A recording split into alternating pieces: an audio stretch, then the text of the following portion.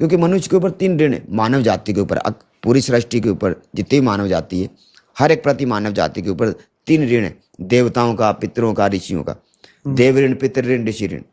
वो तीनों ऋण जिस दिन मनुष्य उतार देता है, उसी दिन वो मनुष्य इस पृथ्वी से मरण जन्म के लोक को जीत लेता है। वो मरने के बाद वापस उसका जन्म नहीं होता है ना। नहीं तो मनुष्य का जन्म कहाँ से हुआ है? 84 लाख योनि से आया है वो। कुत्ता, बिल्ली, बैल, बकरी, गधा, घोड़ा, 84 लाख योनि से आया।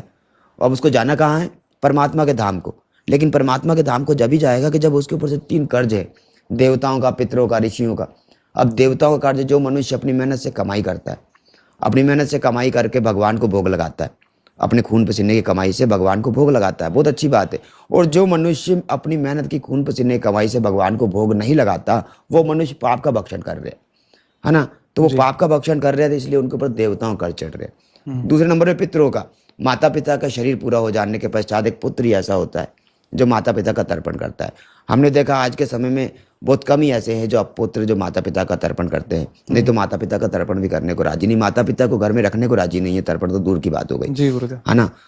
तो उनके ऊपर पितरों कर चढ़ रहे हैं। तीसरे नंबर पे ऋषि ऋण।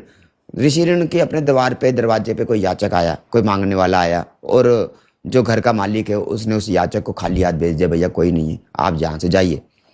तो वो खाली हाथ चला गया, लेकिन वो खाली हाथ नहीं गया, वो उस मालिक का पुण्य ले गया और अपना पाप छोड़ गया। अगर वो मालिक अपना कुछ दे देता, भले एक गिलास जल दे देता, तो वो अपना पाप दे देता और उसका पुण्य ले लेता, है ना। लेकिन इन्होंने उसको खाली भेज दिया, तो वो इसका पुण्य ले गया और अपना पाप छोड़ गया, तो उसको बोलते ऋषि ऋण। तो ये 3 ऋण मनुष्य जिस दिन उतार देता है, उसी दिन वो मनुष्य इस मरण जन्म के लोक को जीत लेता है। अब ये 3 ऋण उतारने के लिए भगवान ने 4 रास्ते बताए, जप, तप, यज्ञ और दान। कितने रास्ते बताए? 4 रास्ते। यज्ञ और ज्ञान, जप, तप, यज्ञ और दान। ध्यान। मनुष्य का कर्तव्य है कि वो 3 माला सवेरे, 3 माला शाम को, 3 माला से कम नहीं, कम से कम 3 माला से कम नहीं, 3 माला तो होना ही। ज़्यादा करो अच्छी बात, 3 माला सवेरे, 3 माला शाम को करना चाहिए। अगर वो माला का जप नहीं कर सकता तब करना चाहिए। सवेरे सिर्फ प्रातःकाल 3 बजे उठ के 45 मिनट का तप बताया, आंखें बंद करके परमात्मा का ध्यान लगाना चाहिए। सवेरे सिर्फ 3 बजे। तप की कैटेगरी में आएगा। हाँ, वो तप की कैटेगरी में आएगा। अच्छा। तीसरे नंबर पे यज्ञ। अगर आप समर्थ हैं, मायाधारी हैं, धनवान हैं, तो यज्ञ करवाओ, सृष्टि के अंदर यज्ञ करवाओ। किसी देवी स्थान पे साधु हैं, साधुओं को इकट्ठा करो, साधुओं को भोजन पंगत दान दक्षिणा दो।